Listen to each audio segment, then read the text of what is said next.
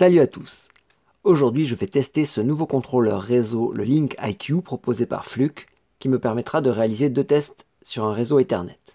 Le premier validera la connectivité et les performances d'une liaison filaire allant d'une prise murale à un répartiteur. Et lors du second essai, je testerai au moyen du contrôleur une alimentation par Ethernet, ou PoE, Power over Ethernet, fournie par un enregistreur vidéo IP alimentant une caméra de surveillance. Le kit Link IQ regroupe donc une sacoche de transport, un cordon droit de catégorie 6A d'1,50 m de longueur, le contrôleur lui-même à écran tactile, équipé d'un seul port RJ45. Alors pour les tests réseau Ethernet, il sera donc nécessaire d'utiliser l'adaptateur RJ45 RJ11, femelle, et le Remote ID, donc là repéré 1, qui est un identificateur distant qui sera raccordé sur l'une des prises RJ45 des liaisons à tester. Donc le contrôleur dispose également d'un port USB utilisé donc pour le transfert des données lors des mesures à l'aide du cordon USB type A, type C et du logiciel Linkware, donc installé sur un ordinateur PC. Et le port USB servira également pour la recharge de l'appareil à l'aide de cet adaptateur secteur.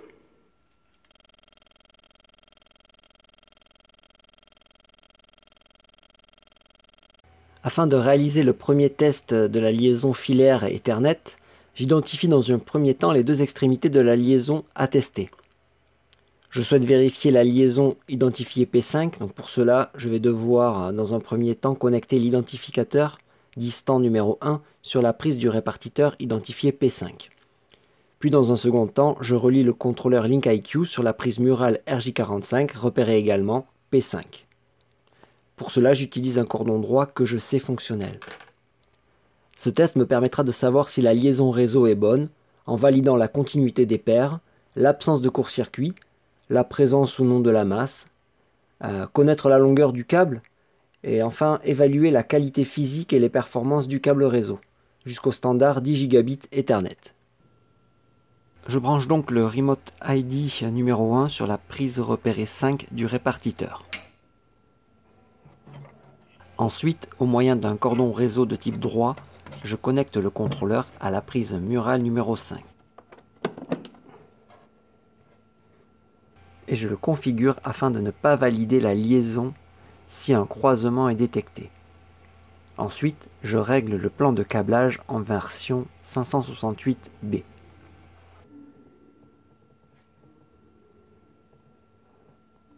Je paramètre le débit limitant la validation du test, dans ce cas 10 gigabits par seconde. Je reviens à l'écran d'accueil en appuyant sur la maison en haut à gauche.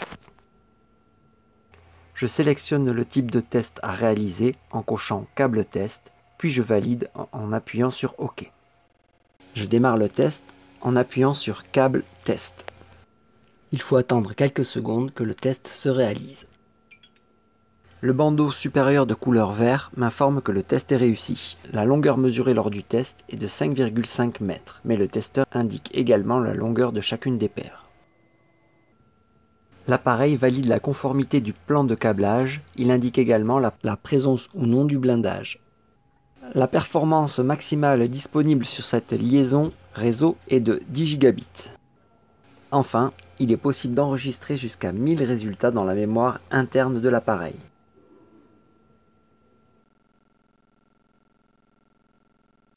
Lors de cette seconde mesure, je vais tester l'alimentation par Ethernet ou PoE, fourni par un enregistreur réseau à 8 ports. Je commence par allumer le testeur Fluke, puis je relie le port PoE numéro 1 de l'enregistreur vidéo vers la caméra.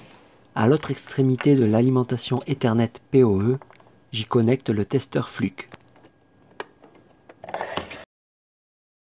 Au niveau des paramètres, il faut vérifier que le test PoE soit actif. À la ligne PoE test, il faut donc mettre ON. Je reviens à l'écran d'accueil et je sélectionne l'essai Switch Test qui validera le PoE de la caméra. Puis je lance le test qui va durer à peu près 1 minute 20. À la fin du test, le résultat affiche les performances de communication. Dans le cas de cet enregistreur d'AUA, les débits annoncés par le constructeur sont affichés en noir, donc au maximum 100 mégabits par seconde en full duplex. La mesure indique également que l'enregistreur gère la même signature sur les deux paires 1, 2 et 3, 6. Il n'a donc qu'une seule signature. La rubrique HW classe 4 m'informe des critères atteints par l'alimentation PoE, une classe 4 dans ce cas. La ligne du dessous précise la puissance utilisable par la caméra, qui y sera connectée, soit 25,5 watts. La dernière ligne indique la tension en charge, soit 48 volts. L'icône vert valide que cette tension répond aux exigences de la classe 4.